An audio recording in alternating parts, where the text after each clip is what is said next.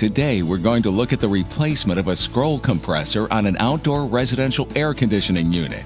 Before starting, we ask the homeowner to clear away the vegetation around the unit. This allows for better airflow through the condenser and helps to keep the coil clean from dirt and debris.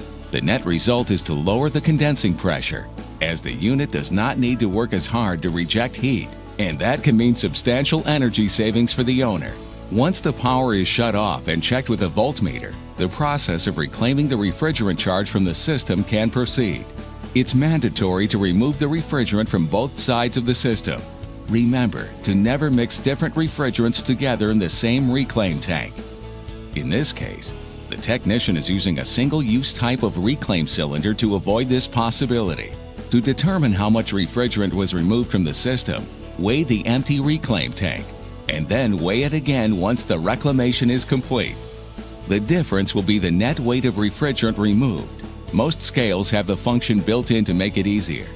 While the reclaim unit will remove the vast majority of the refrigerant, a slight positive pressure will remain. Here, the technician is checking the pressure remaining in the system by reading the pressures on the manifold gauge with the reclaim tank isolated. Once the reclamation is completed, work can begin on changing out the compressor. While the system is open, it's a good idea to replace the filter dryer, or as in this case, install one where one did not previously exist. This is important as no matter how much care is taken, some air will enter the system and it will contain moisture. There's also the possibility of dirt, oxides from brazing, and copper grit entering the system. This dirt will need to be removed to protect the valve and compressor. To install the filter dryer, the technician first checks the diameter of the tubing to verify size. He then measures the length of tubing that needs to be removed to accommodate the dryer. Next, he cuts out and removes the correct length of liquid lines. Once this is done, he cleans the tubing and dryer connections. It's always good practice to purge the system with nitrogen to force out any air that may be present. Because nitrogen is an inert gas, it will greatly reduce the oxidation of the copper when heat is applied. It's important not to actually pressurize the system with nitrogen during brazing, as this may forcefully eject molten brazing material from a joint. During brazing, be sure that the brazing material completely wicks around the connection to ensure it's leak-free. If the dryer connection size does not match the tubing size, the use of an adapter fitting is recommended.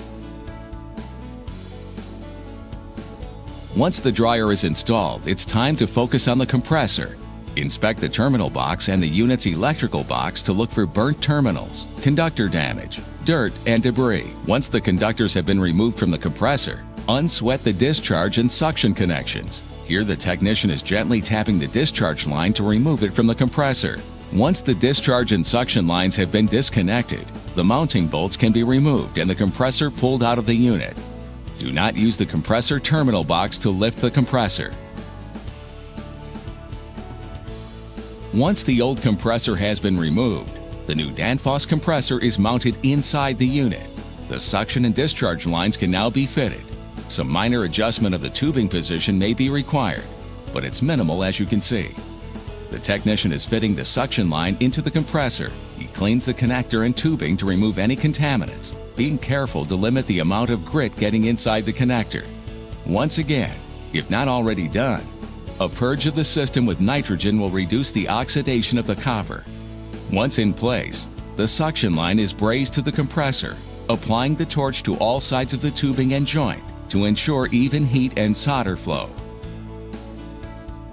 A light tapping of the line will help to fully seat the tubing if there is any brazing material remaining on it. Once completed, the joint should be inspected to make sure that it's fully covered and that there are no holes or gaps present.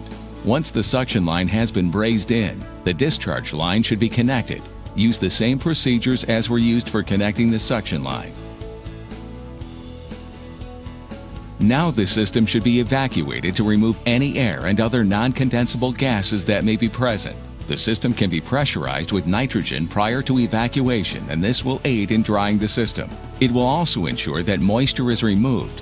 Make sure the vacuum pump is connected using a good set of manifold gauges to both sides of the unit, so you're drawing from either side of the compressor and TXV. This will ensure that you achieve a proper vacuum everywhere in the system. While the system is being evacuated, the technician uses the time to clean out the unit with a shop vac, removing leaves and other foreign debris. This is especially important for the electrical box, which in this case is fairly dirty. This will help to avoid problems with the relay and other electrical components. If the condenser coil is dirty, wash it off with a garden hose and remove all of the dirt. This allows the system to run cooler, saving energy and money for the homeowner. Compressor manufacturers recommend replacing the contactor when replacing the compressor. This is considered good practice as it ensures proper electrical control of the compressor and fans for the life of the new compressor.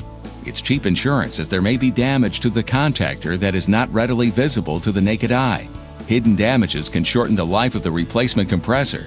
It's also recommended that the capacitor be replaced or at least tested to ensure that it's in good working condition. The technician inspects the conductors and notices there's a discoloration of the insulation. He trims back the conductors to remove any areas that may have been degraded near the connections to the old relay. He then fastens them to the terminals of the contactor and inspects and fastens the control wires to the coil. While the evacuation has been underway, the technician has been monitoring the progress on the manifold gauges. He does one final check on the manifold gauges by closing the connection to the unit and comparing the vacuum with the pump alone in the system, and notes any deflection. If the unit was open to the air for an extended length of time, and especially if it contained POE oil, it's necessary to utilize a micron vacuum gauge to ensure that a suitable vacuum has been obtained to remove any moisture that may be present. This would also be required if the unit was equipped with a sight glass that was showing moisture was present by displaying a yellow indicator.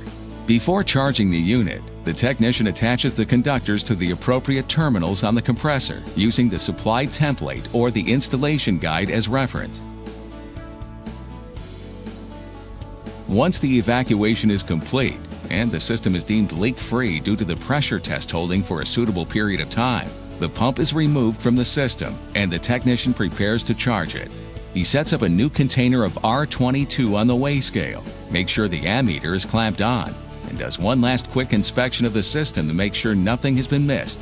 The technician places the door back on the indoor unit, but does not fasten it completely so that he can inspect it for proper refrigerant distribution into the coil if desired.